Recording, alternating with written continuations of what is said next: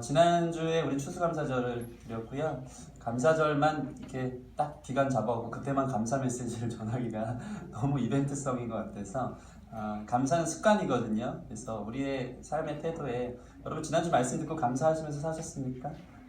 고개 끄덕이시면 이제 말씀 내려가도록 하겠습니다. 그래서 삶의 태도에 감사가 있어야 되기 때문에 이 감사 메시지는 사실 1년 내내 울려 퍼져도 좋은 메시지인 것 같습니다. 그래서 오늘 저도 우리가 감사하는 삶을 위해서 또 연말 준비하면서 함께 또 감사에 대해 생각해 보고자 말씀을 준비해 왔습니다. 오늘 말씀 믿음과 감사라는 주제로 하나님 말씀 나누도록 하겠습니다.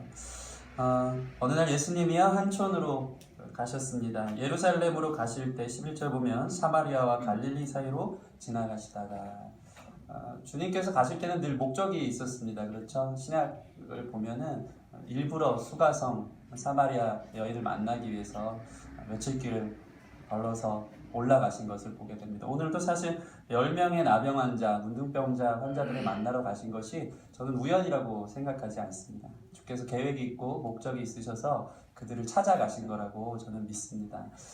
이들의 부르짖음이 주님께 들렸다고 생각합니다. 주님께서는 애통하는 자에게 위로를 허락하신다는 걸 여러분 믿으시기 바랍니다. 여러분의 부르짖음이 있습니까? 갈망이 있습니까? 그런 자를 향해서 주님은 가던 길을 돌이키셔서 그 방향을 여러분의 삶으로, 여러분의 마음으로, 여러분의 기도로 돌이켜 오신다는 것을 여러분 믿으시기 바랍니다.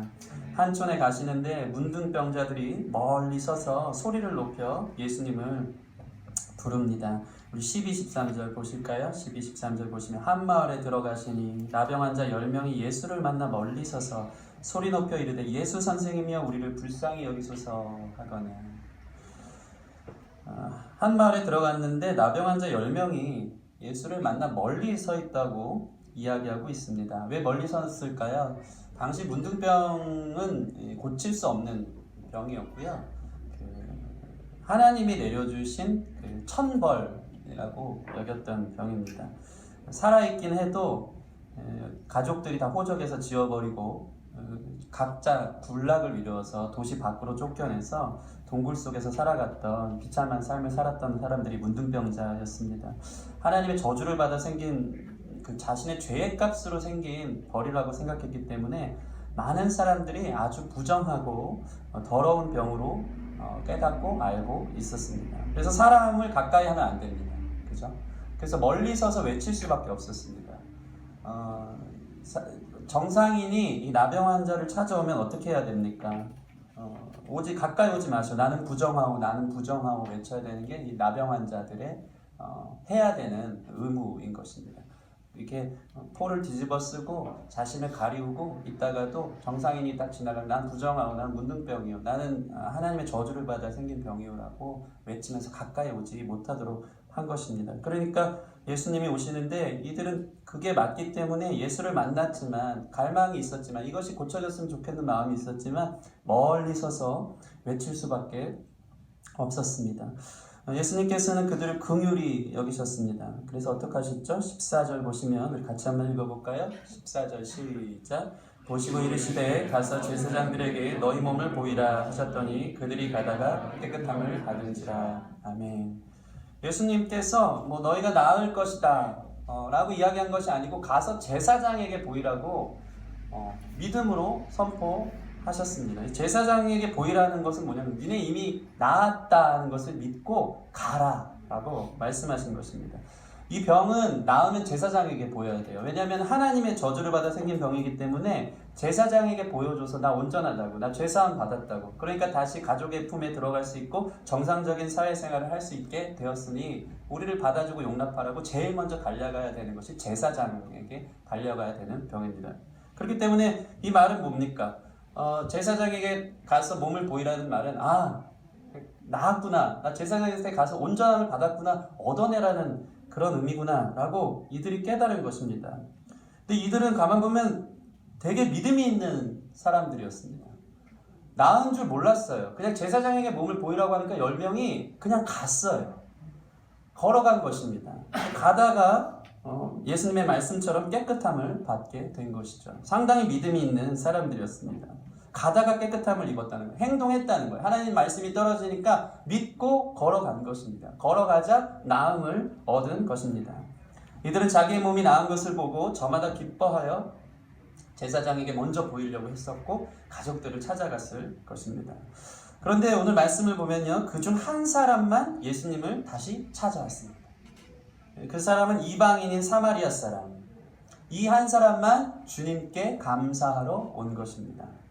여러분, 여기서 중요한 것이 무엇인가? 믿음과 감사는 다른 것입니다. 믿음이 좋아서 응답받아도 감사하지 않는 사람이 많다는 것입니다. 내가 기도하고 내가 믿음이 좋아서 하나님께 기도했던 것이 응답받긴 하지만 믿음이 시작이라면 감사로 마침이 없는 많은 사람들을 보게 됩니다. 감사하지 않고 그냥 믿음 좋은 사람으로 남는 많은 사람들이 있는 것 같습니다. 그래서 주님은요, 믿음이 좋아 응답받은 사람 좋아하시지만요, 응답받은 것에 감사하는 사람을 더 좋아하신다는 것이 오늘 말씀의 핵심이고 메시지인 것입니다. 믿음으로 10명의 문둥병자가 나았다는 것이 포인트가 아니고요, 그중 감사한 한 사람만이 오늘 말씀 마지막을 보면 구원을 받았다라고 이야기하고 있습니다. 여러분, 신앙의 습관을 다시 한번 생각해보는 오늘 이 시간이 되었으면 좋겠습니다. 주님께 받은 은혜가 너무 커서 주님께 감사하면서 돌아온 사마리아인의 모습, 그로 인한 놀라운 축복을 보며 우리는 감사하는 태도, 감사하는 방법을 오늘 메시지를 통해서 배워야 할 줄 믿습니다. 감사는 그렇다면 어떻게 하는 것입니까? 함께 따라해 보겠습니다. 첫째, 더 크게요. 첫째, 감사는 깨닫는 것이다.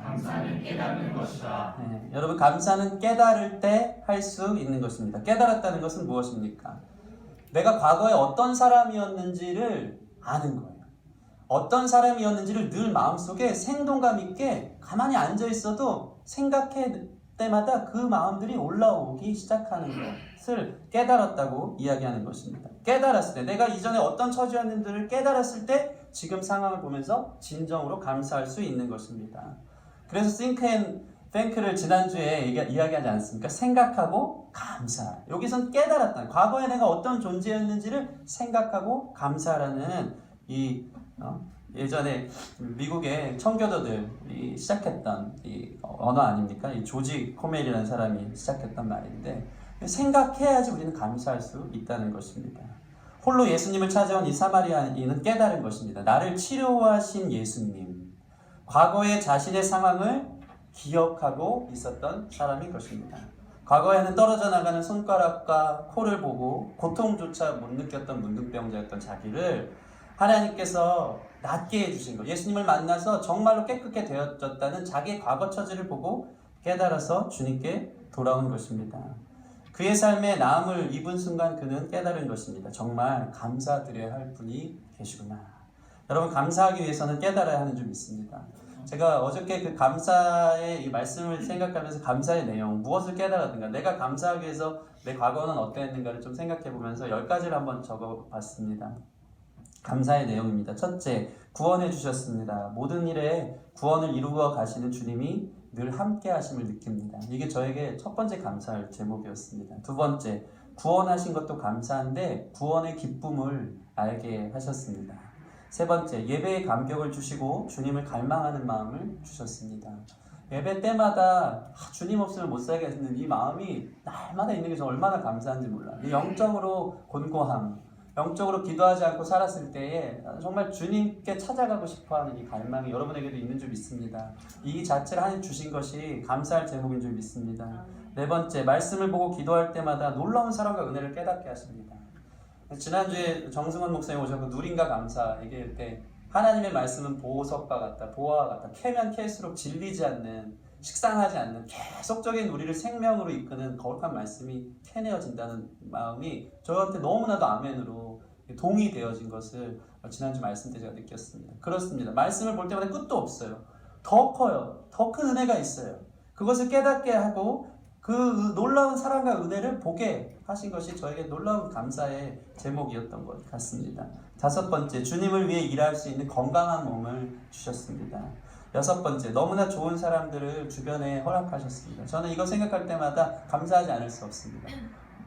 너무 큰 축복을 받은 사람인 것 같아요. 주변에 있는 우리 기쁨의 교회 성도님들 한 분 한 분 볼 때마다 너무 감사하고 합니다. 너무 귀한 분들이 우리 교회 안에 있는 것 같습니다.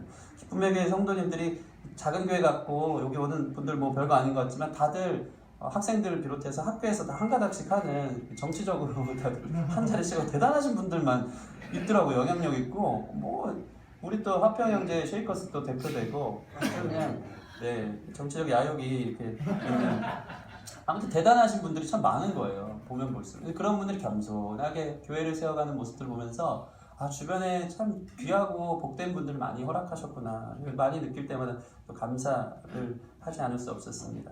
7번째, 조금만 교만해질 때면 바로 낮추시며 겸손케 하십니다. 이건 저에게 너무나 큰 은혜입니다. 내가 하는 줄 알고 승리에 도취돼서 이번엔 자신만만하다고 쓰면요 바로 겸손케 하시고 쪽박을 차게 하시고 무너지게 하실 때 참 많이 경험합니다. 그러나 그러면서 한 번도 저를 떠난 적이 없는 하나님을 경험하는 거예요. 하나님이 함께 하시니까 그런 경험들 무너짐의 경험들을 하게 하시는 것 같아요. 그리고 다시 겸손한 마음으로 섰을 때 하나님의 놀라운 역사와 은혜로 이끌어 가시는 것. 늘 이런 저와 함께 하신 하나님이 얼마나 감사한지 모릅니다. 8번째, 먹고 살 수 있게 하십니다. 좋은 교회 나왔더니 여전히 굶지 않고 더 뭐 행복하게 이렇게 살고 먹고 사는 것이 얼마나 큰 은혜인지 모릅니다. 9번째, 신앙의 자유가 있는 나라에 있는 것이 감사합니다. 여러분 이것이 여러분의 감사할 이유가 되었으면 좋겠습니다. 네, 이건 전 세계적으로 이런 나라가 없죠. 드물죠. 이것을 늘 깨닫고 생각할 때 감사가 넘칠 줄 믿습니다. 10번째로는요, 사랑하는 아내와 아들 그리고 가족을 주신 것이 감사합니다. 천국을 경험합니다. 어제도 밤에 잠잘 때 저희 승리가 저희 와이프 사이에 누워서 한 30분 이상을 애교를 부리면서 일로 뒹굴 절로 뒹굴 막 얼굴을 부비면서 노래를 하면서 자야지 하는데도 행복한 거예요. 너무 행복한 거예요. 그 아기를 보면서 이 따뜻한 가정, 물론 밑에 이제 그 전기 장판을 켰기 때문에 따뜻하긴 했지만 그 따뜻한 가정에서 끌어안고 죄송합니다. 뭐 시기 질투를 느끼시는 분들 있을 거예요. 지금 외로움에 지친 우리 형제분들, 이승현 전사님 같은 분들 계시지만 곧 그 감사하는 것이 무엇인지 그렇게 되는 날이 올 줄 믿습니다. 이런 모든 것들이 너무 감사할 제목인 것 같습니다. 얼마나 감사할 조건이 많은가, 얼마나 많은 일을 이루셨는가 생각하고 깨닫는 것입니다. 안 좋은 상황 보며 불평하지 말고 주신 것에 만족하며 감사하시는 저와 여러분 되었으면 좋겠습니다. 2번째로요, 따라해 보겠습니다. 감사를 미루지 말라. 여러분 감사하는 방법 중에 아주 중요한 포인트가 여기 있습니다. 감사는 미루면 안 돼요. 감사는 생각나는 즉시 해야 되는 줄 믿습니다. 생각나는 즉시 하나님께 올려드려야 돼요. 그게 가장 순전한 제물이고 순전한 예배가 되는 것입니다.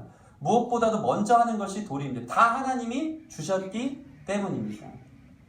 15절 보면요, 어떻게 합니까? 자기가 낳은 것을 보고 이 한 사마리안이 다가오지 않습니까? 그 중에 한 사람이 자기가 낳은 것을 보고 큰 소리로 하나님께 영광을 돌리며 돌아와. 낳은 것을 보자마자 큰 소리로 하나님께 돌아왔습니다. 먼저 미루지 않고 감사할 대상에게 먼저 찾아온 것이 바로 이 사마리아인의 모습이었다는 것입니다. 그는 보자마자 낳은 것을 보자마자 예수님께 달려왔습니다. 감격하며 온 것입니다. 그렇게 반응한 것입니다. 다른 사람들도요, 낳은 몸을 보고 기뻤을 것입니다. 예수님의 능력에 놀랬을 것입니다. 그런데 그들은 어떻게 했습니까? 자기의 낳은 것을 보고 먼저 제사장에게 보이는 게 먼저였어요. 하나님이 허락하신 건데, 하나님이 허락한 구원인데, 하나님이 주신 건데 이거 주신 것 같고 하나님 잊어버리고 자기 몸 보이고 자기 가족에게 돌아가고 이게 더 중요한 것이 돼버린 거예요. 자기의 어떠함, 자기 스스로의 어떠함을 세우는 것, 이것을 통해 누리는 것, 그게 더 중요했던 것입니다.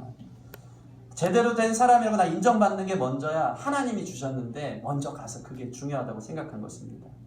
그동안 문둥병자로 살아오면서 그 수치스러웠던 삶, 고통스러웠던 삶이 다 청산되고 이 삶이 다 나았기 때문에 기뻐서 흥분해서 감사를 잊어버린 채 그저 생각 없이 자기들의 제사장에게 가족의 품으로 달려갔을 것입니다. 그리고는 속으로 생각했겠죠. 예수님께 꼭 감사드려야지. 일단 제사장에게 보이고 가족부터 보이고 찾아가야겠다. 오늘날 많은 사람들이 이렇습니다. 감사를 미룹니다. 감사를 그러다가 잊어먹습니다. 감사는 미루면 안 돼요. 마음에 하나님이 허락하셨을 때 즉시 감사하는 기도를 드리고 즉시 감사하는 태도들이 저와 여러분 가운데 있기를 원합니다. 작은 것에도 감사하지 않는 많은 사람들이 있습니다. 내가 더 크면 감사를 미루는 거죠. 내가 더 성공하면, 내가 더 감사할 일이 있으면, 분명히 있을 거야. 더 잘 되면 그때 감사해야지라고 생각하는 사람들이 많이 있습니다. 여러분 지금 당장 감사하시기 바랍니다. 감사는 습관입니다. 작은 것에 감사하지 않으면 큰 것에서도 감사할 수 없습니다. 여러분의 삶의 습관을 보세요. 늘 마음속에 불평과 원망이 지금 즉시 생각날 때마다 있는지, 아니면 늘 마음속에 감사와 하나님 앞에 그 드려지는 모습이 늘 마음 가운데 있는지를 생각해 보시는 저와 여러분 됐으면 좋겠습니다. 주님께서 우리가 더 잘되고 더 성공해서 더 큰 감사의 보상을 기뻐하실까요? 주님은 참 전능하신데, 세상의 것이 원래 주님 것인데 더 많은 헌금과 더 큰 위치에서 감사를 드리면 주님이 더 기뻐하실까요? 그렇지 않습니다. 주님은 작더라도 깨달은 즉시 그 자리에서 먼저 감사하는 마음, 그 마음을 가장 기뻐하시는 줄 믿습니다. 왜냐하면 먼저 선별해서 드렸기 때문입니다. 그것이 가장 우선이라고 생각한 것이기 때문입니다. 제가 예전에 결혼하고 나서 우리 승리 갖기 전에 한 2개월 정도 저희 와이프랑 큐티하면서 느꼈던 마음이 하나 있었습니다. 그게 뭐냐면, 여보 우리 냉장고 앞에다가 감사헌금 봉투라든지 이런 바구니를 하나 준비해서 일주일 동안 살면서 감사한 일이 생각나면 그때마다 얼마씩 헌금을 넣어놓고 그게 주일날 가져와서 하나님께 드리는 감사헌금이 되자라고 한 몇 주 지켰나요? 별로 오래되지 않았는데 그때가 생각났는데 정말 그때 행복했던 것 같아요. 뭐 작은 일 하나만 있어도 감사의 그 마음을 하나님 앞에 예물에 담아서 걷다 넣어서 막 와가지고 주일날 와서 꼬깃꼬깃 감사헌금 해야지, 이게 아니고 일주일 동안의 감사의 작은 제목들, 물론 저희들이 그 수준을 나누겠죠. 조금 감사한 거 500원, 뭐 큰 거 감사한 거 뭐 10,000원 막 이렇게 했는데 그때가 참 좋았던 것 같습니다. 여러분 이러한 신앙의 습관들이 여러분 가운데 세워지면 감사를 통해 정말 풍요롭고 아름다운 신앙의 삶이 여러분 삶에 있을 줄 믿습니다. 내일로 미루면 아무 소용없습니다. 감사를 미루다 놓치는 것입니다. 여러분 삶에 여기까지 인도하신 분이 누구십니까? 여기까지 여러분 삶을 이끄시고 도와주신 분이 누구십니까? 힘들 때는 그렇게 매달리다가 잘 되면은 잊어버리는 우리의 모습이 있지 않은지 생각해 봤으면 좋겠습니다. 미리 먼저 감사하시는 저와 여러분 됐으면 좋겠습니다. 셋째, 따라해 보겠습니다. 감사는 표현해야 한다. 감사는 표현하지 않으면 감사하지 않는 것입니다. 사랑도요, 표현해야 결혼하는 것이지 않습니까? 나 저 사람 사랑해, 나도 저 사람 사랑해. 근데 마음속에만 있으면은 결혼되지 않습니다. 나 당신을 사랑합니다. 이렇게 얘기해야지 사귐이 시작되고 결혼까지 가는 것입니다. 표현하는 게 중요한 것입니다. 감사하는 일이 생겼으면요, 자신 있게 마음을 다해서 하나님과 또 사람들 앞에 표현하고 나누는 저와 여러분 됐으면 좋겠습니다. 그것이 영광되게 하는 거예요. 사람들에게도 여러분 표현하세요. 작은 것 하나라도 감사한 일이 생겼으면 표현하세요. 꼬깃꼬깃 마음을 닫아두고 이렇게 옹졸하게 있지 말고 감사하는 일들을 표현하는 습관을 길렀으면 좋겠습니다. 10명의 문둥병자가 다 나았음을 보고 다 예수님 생각했을 것입니다. 그리고 감사했겠죠. 안 그랬겠습니까? 생각했을 것입니다. 생각이 안 났을 리가 없습니다. 그런데 성경은요, 오늘 그들은 감사하지 않았다라고 이야기하고 있습니다. 표현하지 않았기 때문에 그냥 감사하지 않았다라고 정의하고 있습니다. 주님 앞에 나와 큰 소리로 영광을 돌린 그 사람만 감사한 사람이라고 주님께서 말씀하고 있는 것입니다. 우리 15절 말씀 함께 다시 한번 읽어볼까요? 시작! 그 중에 한 사람이 자기가 낳은 것을 보고 큰 소리로 하나님께 영광을 돌리며 돌아와. 네. 어떻게 했습니까? 큰 소리로 영광을 돌리며 돌아왔다라고 이야기했습니다. 여러분, 사람들은요, 힘든 순간에는 큰 소리로 울부짖으면서 기도 잘하더라고요. 여러분의 모습은 어떻습니까? 자기 필요가 있고 어려움이 있을 때는 울며 주여 삼창하면서 도와달라고 큰 소리로 외치긴 좋아하지만, 그것이 해결되어져서 하나님의 놀라운 감사가 깨달았을 때는 큰 소리로 영광 돌리면서 돌아오지 않습니다.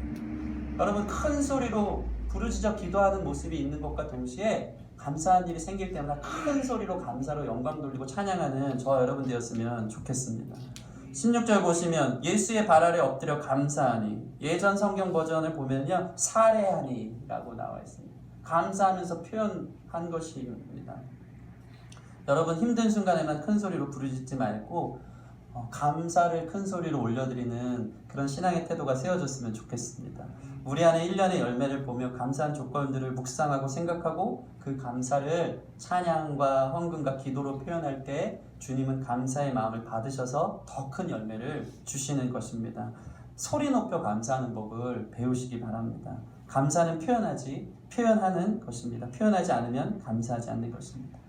안타깝게도 성경은요 10명 중 단 1명만 그랬다는 것입니다. 이건 무엇을 말합니까? 감사하는 삶이 쉽지 않다는 거예요. 10명 중 1명만 감사하는 10분의 1.